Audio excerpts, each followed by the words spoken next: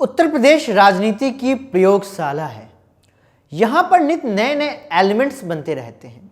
इसी प्रयोगशाला से निकला था नितांत सल्फ्यूरिक एसिड, जो दूसरे पर गिरे तो जला दे, खुद पर गिरे तो गला दे।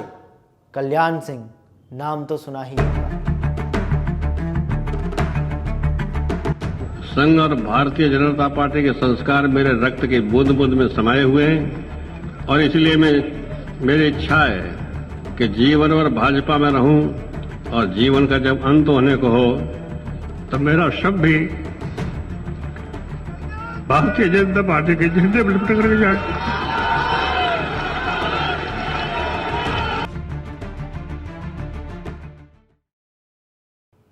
1991 में यूपी में भाजपा के पहले मुख्यमंत्री कल्याण सिंह उस वक्त की राजनीति में दो वजहों से याद किए जाते थे।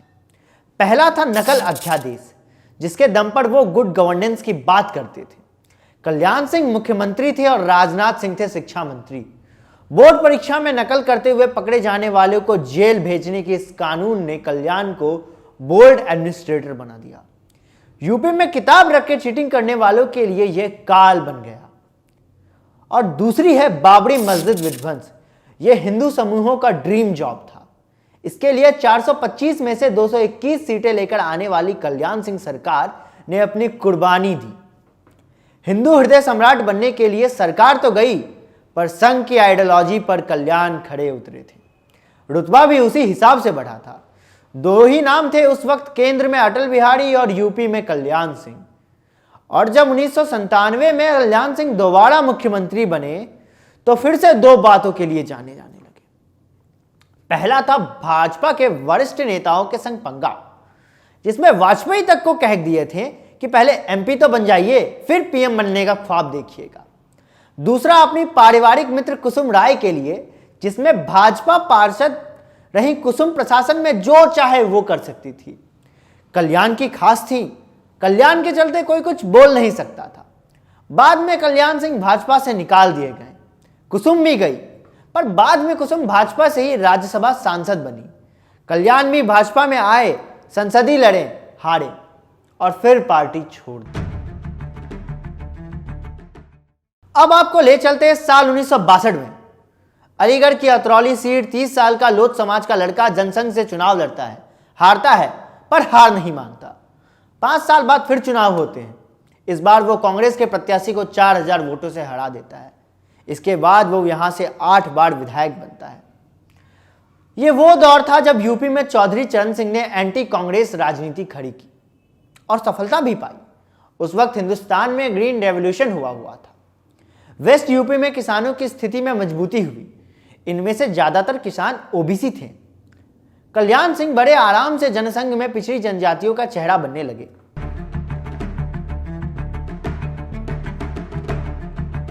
कल्याण सिंह ने पहली बार अतरौली विधानसभा इलाके से 1967 में चुनाव जीता और लगातार 1980 तक विधायक रहे। 1980 के विधानसभा चुनाव में कल्याण सिंह को कांग्रेस के टिकट पर अनवर खान ने पहली बार पराजित किया, लेकिन भाजपा की टिकट पर कल्याण सिंह ने 1985 के विधानसभा चुनाव में फिर कामयाबी हासिल की। तब से लेकर 2004 के विधानसभा चुनाव तक कल्याण सिंह अतरौली के विधायक रहे। इमरजेंसी के बाद अटल बिहारी वाजपेयी ने अपनी छवि सुधारने की कोशिश की। जनसंघ से भाजपा बन गई, पर 1984 के लोकसभा चुनाव में भाजपा की बुरी हार हुई। मात्र 2 सीटें मिली। अटल खुद हार गए थे। इसके बाद भाजपा को एक नया मुद्दा मिल गया। यूपी ने दिया अयोध्या मंदिर का मुद्दा। उसी वक्त शाहबानो प्रकरण हुआ था, जिसमें मुस्लिम समाज के दबाव में आकर केंद्र में कांग्रेस की सरकार ने संविधान में संशोधन कर सुप्रीम कोर्ट के फैसले को पलट दिया। फिर इसी सरकार ने हिंदुओं को तुष्टीकरण के लिए विवादित अयोध्या मंदिर का ताला खुलवाया। अब भाजपा को राम मंदिर का मोहरा मिल गया। उन्होंने दबा के खेला भी। मुसलमानों के मुद्दे पर हिंदुओं को जाति भुलाकर एक होने का आह्वान किया जाने लगा।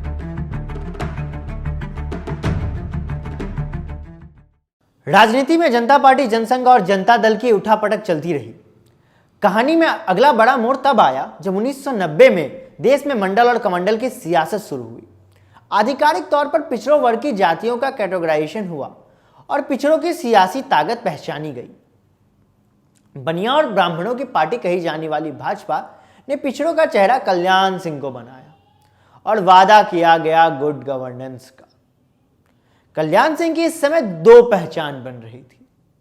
वो हिंदू हृदय सम्राट के साथ लोधी राजपूतों के मुखिया भी बन रहे थे। भाजपा के महाराष्ट्र के ब्राह्मणों की जगह ओबीसी जातियों से आने वाले फायर ब्रांड नेता सामने आने लगे और कल्याण इनके मुखिया बने। मुसलमानों से लड़ाई के नाम पर जातियों भुलाई जाने लगी, पर जातियों का वर्चस्व खत्म नहीं हो रहा था। इन नए लोगों से नाराज अपर कास्ट के लोग पार्टी में अंदर ही अंदर अपना वर्चस्व बनाने के लिए भीतर ही भीतर जंग छेड़ दी। उसी वक्त हर टिकट बंटवारे पर नाराज होने वाली भाजपाई परंपरा भी शुरू हो गई। 1991 में भाजपा 221 सीटें लेकर यूपी विधानसभा में आई, लेकिन 6 दिसंबर 1992 को बाबरी मस्जिद गिरा दी गई और कल्याण सिंह की सरकार को बर्खास्त कर दिया गया। 6 दिसंबर हिंदुस्तान के इतिहास का काला दिन था। 1993 में फिर चुनाव हुए। भाजपा के वोट तो बढ़े पर सीटें घट गई। भाजपा सत्ता से बाहर ही रही। इसके 2 साल बाद बसपा के साथ गठबंधन कर भाजपा फिर सत्ता में आई, पर भाजपा का मुख्यमंत्री नहीं बना। पर देश की राजनीति बदल गई। केंद्र में कांग्रेस की सरकार की बेइज्जती हुई और दौर आया अटल बिहारी वाजपेयी का। चारों ओर धूम मच गई। अब की बार अटल बिहारी केंद्र में भी माहौल चेंज हुआ और यूपी में भी।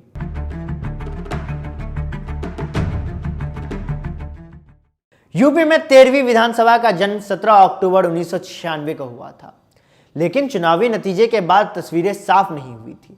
425 सीटों की विधानसभा में भारतीय जनता पार्टी 173 सीटें हासिल कर पाई थी, जबकि समाजवादी पार्टी को 108, बहुजन समाजवादी को 67 और कांग्रेस को 33 सीटें मिली। पर तत्कालीन राज्यपाल रमेश भंडारी भी राजनीति में मजा लेने आए थे। उन्होंने राष्ट्रपति शासन को 6 महीने बढ़ाने के लिए केंद्र को सिफारिश भेजी।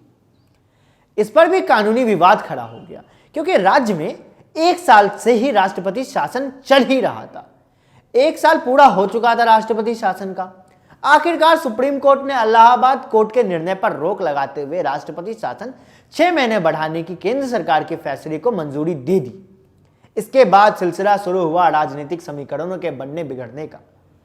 भाजपा और बसपा ने एक ऐसा गठजोड़ किया कि हिंदुस्तान के इतिहास में पहला कोई मिसाल ही नहीं थी। दोनों पार्टियों ने 6-6 महीने राज चलाने का फैसला किया। इससे पहले 1995 में भाजपा और बसपा ने सरकार बनाई थी, पर बाद में भाजपा ने समर्थन वापस ले लिया था, जिसकी वजह से राष्ट्रपति शासन लगाया गया। इस बार नया प्रयोग हुआ अगड़ों की पार्टी और पिछड़ों की पार्टी का गठजोड़, जिसमें पहले 6 महीने के लिए 21 मार्च 1997 को मायावती का उत्तर प्रदेश का मुख्यमंत्री बनी। अगड़ों की पार्टी को थोड़ा इंतजार करना था। जाति से जूझते हिंदुस्तान में इस गठजोड़ को दसियों सोशियोलॉजिकल मतलब निकाले जा रहे थे। यह स्टडी करने लायक गठजोड़ था।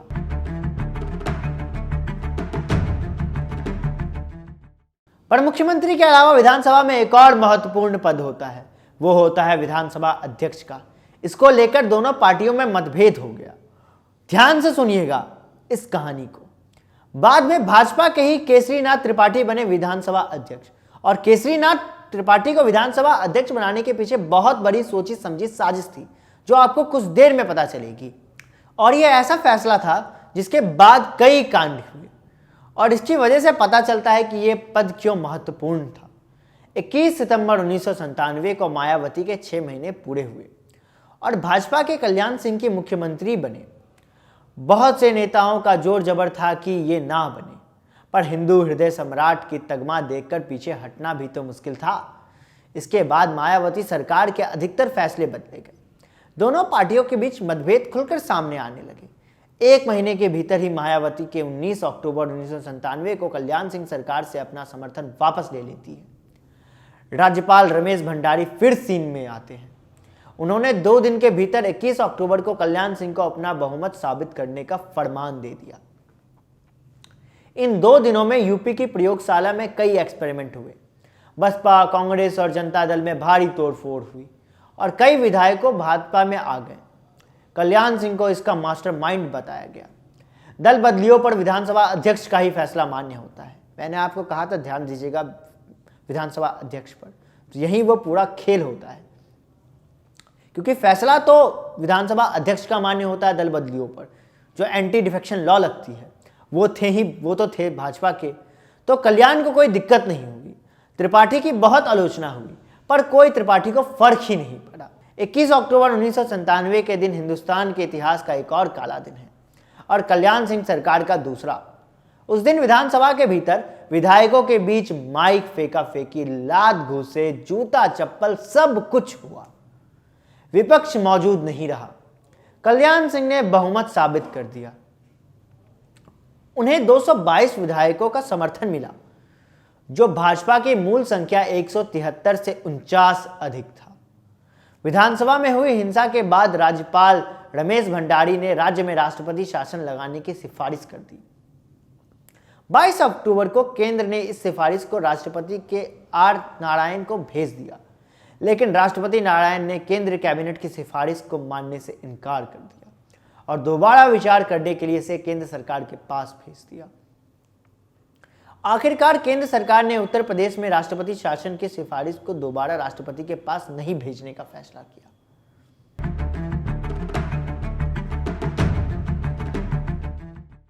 अब सब कुछ कल्याण सिंह के हक में था, सबको इनाम भी देना था। कल्याण सिंह ने पाला बदलकर आए दूसरी पार्टियों के हर एक विधायक को मंत्री बना दिया। देश के इतिहास में पहली बार 93 मंत्रियों ने मंत्रिमंडल में शपथ ली। जिस मशीन को कल्याण सिंह ने चलाया था अब उनके काबू से बाहर हो गई। बाकी पार्टियां भी वैसा ही गठजोड़ करना शुरू कर दिया। हुआ यह कि कांग्रेस से टूटकर 21 विधायकों ने लोकतांत्रिक कांग्रेस बना ली थी। ये लोग कल्याण के साथ तो थे। दूसरी बार सत्ता में आने के बाद कल्याण सरकार ने जोर दिया कि स्कूलों में सारी प्राथमिक कक्षाओं की शुरुआत भारत माता पूजन से शुरू हो। यस सर की जगह वंदे मातरम बोला जाए। फरवरी 1998 में सरकार ने राम जन्मभूमि आंदोलन से जुड़े लोगों से मुकदमे वापस ले लिए। घोषणा भी हुई कि अगर केंद्र में सरकार आई तो मंदिर वहीं बनेंगे। 90 दिन में उत्तराखंड भी बनेगा। 21 फरवरी 1998 को यूपी में एक बार फिर काला दिन आया। कल्याण सिंह की राजनीति में तीसरी बार आया था ये काला दिन। राज्यपाल रमेश भंडारी ने कल्याण सिंह को बर्खास्त कर जगदंबिका पाल को रात में ही 10:30 बजे मुख्यमंत्री पद की शपथ दिला दी। लोकतांत्रिक कांग्रेस के जगदंबिका कल्याण की सरकार में ट्रांसपोर्ट मिनिस्टर थे, पर दूसरी पार्टियों से खुफिया बात कर अपना काम कर लिया था। इस फैसले के विरोध में अटल बिहारी वाजपेयी ने आमरण अनशन शुरू कर दिया। रात को ही लोग ने कोर्ट के दरवाजे खटखटाए। कोर्ट ने अगले दिन राज्यपाल को आदेश पर रोक लगा दी और कल्याण सिंह की सरकार को बहाल कर दिया। उस दिन राज्य सचिवालय में अजीब नजारा देखने को मिला। वहां 2 मुख्यमंत्री बैठे हुए थे। जगदंबिका पाल सवेरे सचिवालय पहुंचकर मुख्यमंत्री की कुर्सी पर काबिज हो गए। कुर्सी छोड़ ही नहीं रहे थे। जब उन्हें हाई कोर्ट से आदेश लिखित में मिला तब भारी मन से कल्याण सिंह के लिए कुर्सी छोड़कर चले गए। बाद में सुप्रीम कोर्ट के आदेश पर 26 फरवरी को एक बार फिर शक्ति प्रदर्शन हुआ। इसमें कल्याण सिंह की जीत हुई। सुप्रीम कोर्ट ने इसे अप्रूव किया। 2 मुख्यमंत्रियों का किस्सा हुआ खत्म। इसमें एक और रोचक चीज थी। कुछ समय पहले तक सपा के सर्वे सर्वा रहे और वर्तमान में भाजपा नेता नरेश अग्रवाल उस वक्त कांग्रेस में हुआ करते थे। जगदंबिका के साथ आए थे। उनके मुख्यमंत्री बनते ही तुरंत उप मुख्यमंत्री बन गए और कल्याण के मुख्यमंत्री बनते ही भाजपा में आ गए। कहा कि देख लीजिए, मैं ही स्थायी सरकार दे सकता हूँ यूपी में। राज्यपाल रमेश भंडारी ने किताब भी लिखी थी। भंडारी के मुताबिक जगदंबिका पाल की बुरी गति के जिम्मेदार नरेश अग्रवाल ही थे। वो उनके सलाहकार थे। भंडारी ने लिखा कि अग्रवाल ने कांग्रेस पार्टी से अपने पिता का ही टिकट कटवा दिया था। नरेश इतने पर ही नहीं रुके। 2002 विधानसभा चुनाव से ठीक पहले सपा में आ गए। हरदोई से जीत गए, मुख्यमंत्री बन गए। 2007 में जब मायावती की सरकार बनी तो भाजपा में चले गए। बेटे को उपचुनाव में विधायक बनवा दिया। खुद 2009 में फर्रुखाबाद से सलमान खुर्शीद के खिलाफ लोकसभा चुनाव लड़े, हार गए। फिर मायावती ने उनको राज्यसभा भेज दिया। 2012 में नरेश सपा में चले गए। राज्यसभा में घूसा भी तान चुके हैं।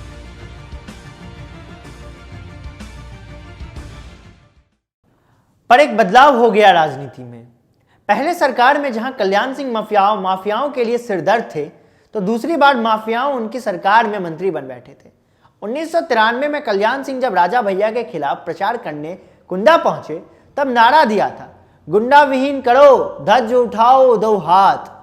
पर दूसरी बार मुख्यमंत्री बनने पर राजा भैया को मंत्रिमंडल में जगह दी थी, क्योंकि मायावती के कल्याण सिंह से समर्थन वापस लेने के बाद तब राजा भैया ने ही कल्याण की मदद की थी। उस वक्त एक और बात हो रही थी। उत्तर प्रदेश में कल्याण सिंह की एक और दोस्त हुआ करती थी, कुसुम राय, जिनके बारे में हम पहले ही चर्चा कर चुके हैं। इनके पास सरकारी पावर बहुत थी, जबकि वो सरकार में कुछ खास नहीं थी। आजमगढ़ की कुसुम राय 1997 में भाजपा के टिकट पर लखनऊ से राजीपुरम से सभासद का चुनाव जीतकर आई थी। कल्याण सिंह के वर्चस्व के चलते बड़े बड़े फैसले बदल देती थी।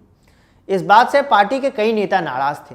आपसी लड़ाई तो थी ही, कल्याण सिंह भी किसी की परवाह नहीं कर रहे थे, सबके खिलाफ ओपन रिवोल्ट कर दिया था। अटल बिहारी वाजपेयी से रिश्ते खराब कर लिए, मुख्यमंत्री पद से हटाकर उनको केंद्र में मंत्री बनने का प्रस्ताव दिया गया तो आडवाणी से रिश्ते खराब हो गए। 1999 में उनको पार्टी से निकाल दिया गया।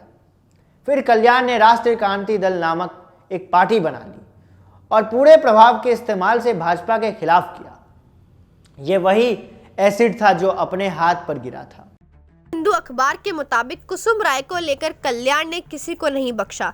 लखनऊ में कुसुम के रातों रात पावरफुल बनने के किस्से चलते रहे। मीडिया में चलता रहा कि ट्रांसफर पोस्टिंग में खूब कमाई हो रही है, पर कल्याण आंख मूंद रहे थे। सरकारी बंगले में रहती थी कुसुम, सुरक्षा मिली थी। कल्याण इतना मानते थे कि अपनी पार्टी बनने के बाद भाजपा छोड़कर आए नेताओं की भी इज्जत नहीं करते थे। उस वक्त 3 बार के सांसद गंगाचरण राजपूत, जो उनकी ही जाति के थे, उनको भी पार्टी से निकाल दिया। गंगा को कल्याण ही भाजपा में लाए थे, जबकि भाजपा के लोग नहीं चाहते थे। गंगा ने भी खूब धमाल मचाया था। भाजपा में रहते हुए पिछड़ों के लिए रिजर्वेशन की मांग कर देते थे, पर कल्याण के चलते कोई भी बोलता नहीं था। बाद में गंगा ने कुसुम राय के खिलाफ ही विद्रोह कर दिया तो कल्याण ने उनको पार्टी से निकाल दिया।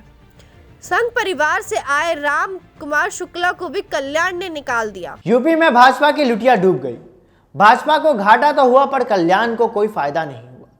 वो वापस पार्टी में आए, पर तब तक सब कुछ बदल चुका था।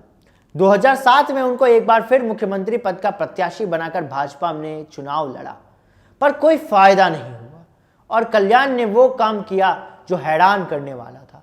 सपा की सीट से लोकसभा में सांसद हो गए। फिर यूपी विधानसभा के 2012 चुनाव में इन्होंने अपनी पार्टी से ही 200 कैंडिडेट उतार दिए, एक भी सीट नहीं मिली। अपने घर अतरौली में भी दुर्गति हो गई। अतरौली से इनकी बहू प्रेमलता हारी।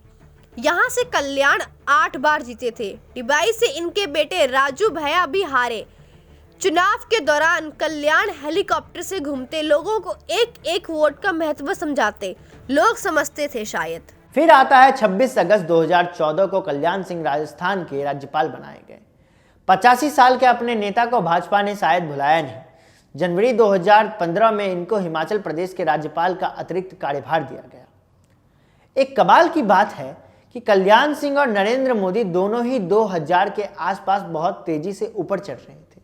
दोनों ही अटल बिहारी वाजपेयी के नजरों में ऊंचे नहीं थे, आडवाणी के खेमे के थे। ये दोनों ही हिंदू हृदय सम्राट के तगमे के लिए ललायित थे।